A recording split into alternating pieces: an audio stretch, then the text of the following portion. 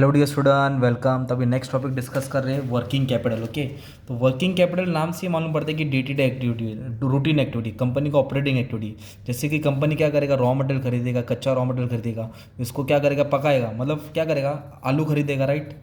आलू को क्या करेगा, तेल में डालेगा, फिर वड़ा पाव बनेगा। तो रॉ मटेरियल्स कंपनी परचेस करता है, कोई भी कंपनी, सीमेंट कंपनी हो, स्टील कंपनी हो, है ना, फ्रूट्स मेकिंग कंपनी, मतलब जैम।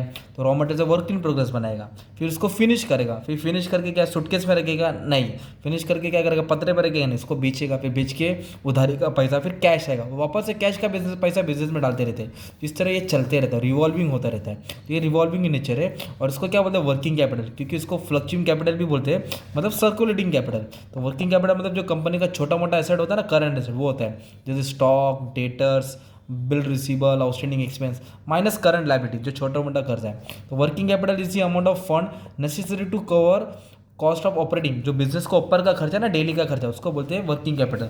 और वर्किंग कैपिटल नहीं रहेगा तो फिर एसेट कुछ काम का नहीं है। तो वर्किंग कैपिटल का टाइप्स क्या, ग्रॉस।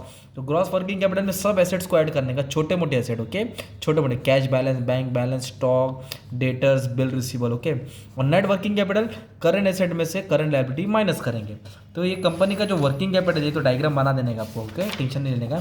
तो कंपनी का पैसा कहाँ से आता है, कंपनी का चोरी करती है क्या, नहीं, कंपनी का बंदोबस्त कहाँ से करती है, दो तरीके से, एक लॉन्ग टर्म और एक शॉर्ट टर्म।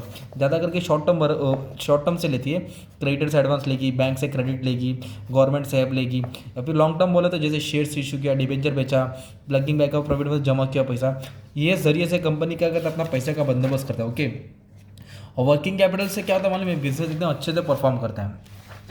फिर आपको क्या करना है मालूम है, इतना सब एक्टिविटी लिखने के बाद ना, वर्किंग कैपिटल का जो फॉर्मेट है ना, वो फॉर्मेट बना देने का है। What is working capital, current asset minus current liability. Raw material आता है, वर्क इन प्रोग्रेस होता है, फिनिश गुड्स होता है ना, फिर कैश होता है, डेटर्स होता है। और करंट लायबिलिटीज में क्या डाल देंगे, करंट लायबिलिटीज में क्या क्या डाल देगा बच्चा, करंट लायबिलिटीज में क्या क्या आएगा, क्रेडिटर्स आएगा, पेमेंट आएगा। तो ये तुम्हारा फॉर्मेट है ना, बना देने का, ओके। वर्किंग कैपिटल का सम भी सब सॉल्व कर दिया हो, थोड़ा बहुत आधा पेज लिख के फॉर्मेट बना देंगे ना, तुम्हारा काम आसान होगा।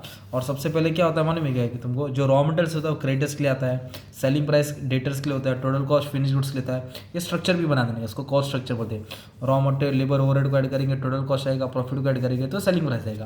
मतलब ये शॉर्ट में बताया, तुम्हारा शॉर्ट नोट्स आएगा ना कभी भी वर्किंग कैपिटल, तुमने ये सब पॉइंट्स को इस्तेमाल कर सकते हैं। इससे कंपनी का सॉल्वेंसी मालूम पड़ता है, कंपनी किस तरह ऑपरेट करता है, इससे वो सब चीज़ मालूम पड़ता है, ओके। बस इतना ही लिख के ख़त्म कर दो और तुम्हारा काम आसान हो जाएगा। रिवॉल्विंग नेचर है ना, उसको बोलते हैं वर्किंग कैपिटल को फ्लक्चुएटिंग कैपिटल बोलते हैं, फ्लोटिंग कैपिटल बोलते हैं, सर्कुलिंग कैपिटल बोलते हैं। ये सब चीज़ को डायग्राम में बना देने का था, और एक दो डेफिनेशन लिख दिया और जो मीनिंग बताया मैंने उसको तुम लोगों ने समझा दिया, ठीक है। Thank you very much and all the best for exam.